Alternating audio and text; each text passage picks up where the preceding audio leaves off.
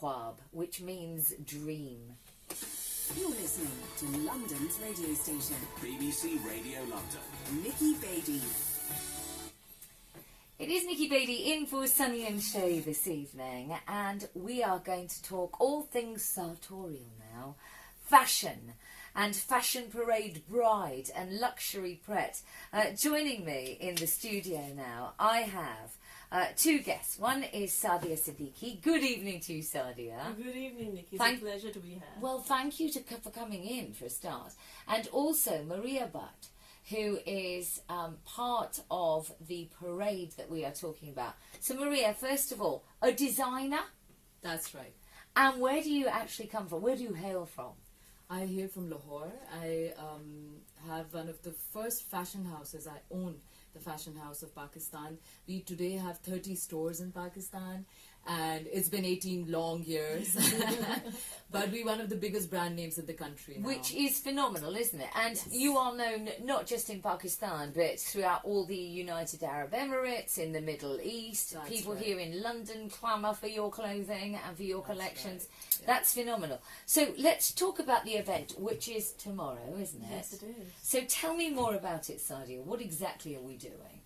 Fashion Parade is a platform that I created 5 years ago, and the reason I created the platform is because I felt that I wanted to promote South Asian culture, South Asian fashion, South Asian heritage, and there was no credible platform where we could promote the best of South Asia. I basically am from Pakistan, and I was raised in Pakistan, so I know what amazing work our designers are doing. In the last, we're also celebrating 70 years of independence this year.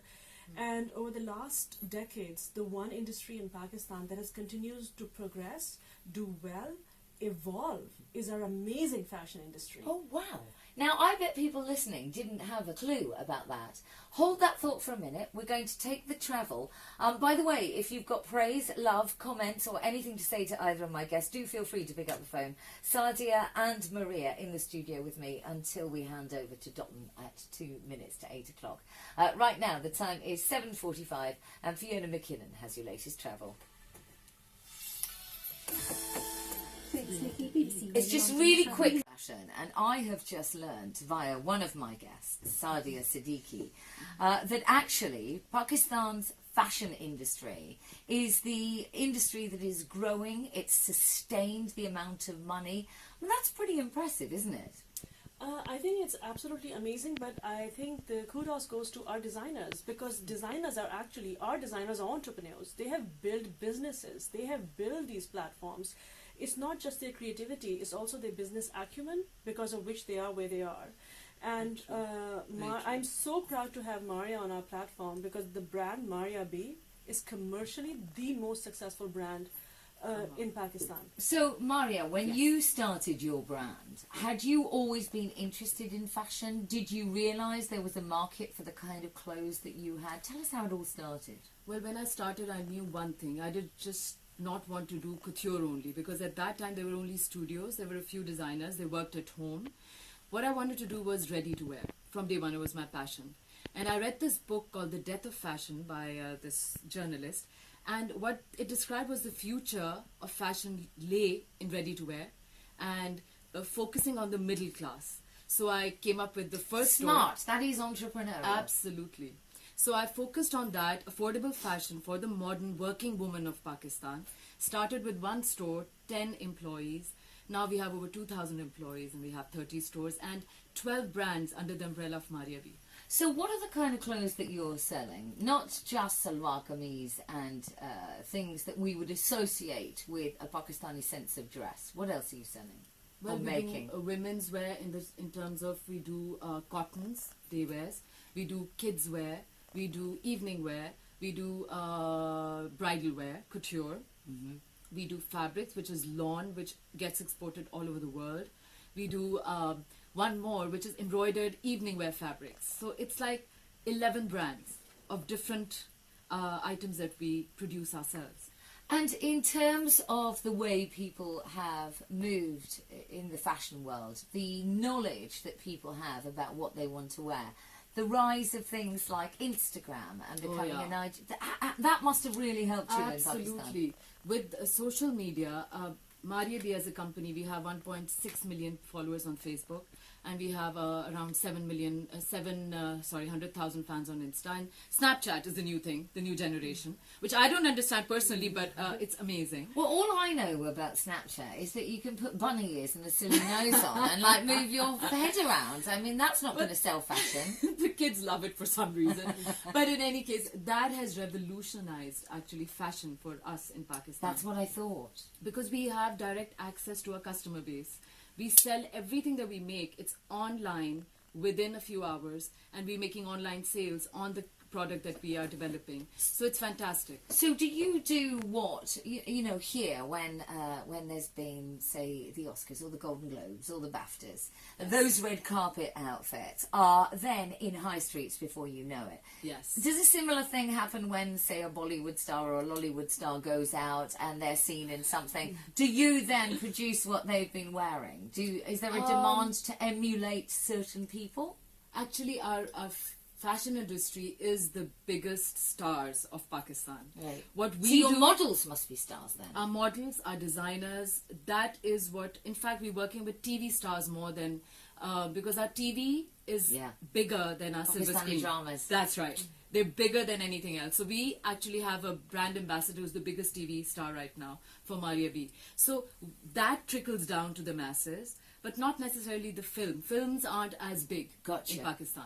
So, in terms of what happens tomorrow, what can people expect? Are there still tickets left for people to come? It's an invitation only. Oh, damn. You're welcome, Nikki. It will be a joy to have you But there. the good thing is that basically, even though it's invitation only and that's prestigious, let's talk about prestigious. The location that you are putting this on in is One Marylebone, isn't it? It is One Marylebone. For people who don't know about One Marylebone, It's a church. It's a listed building. It's a historic building.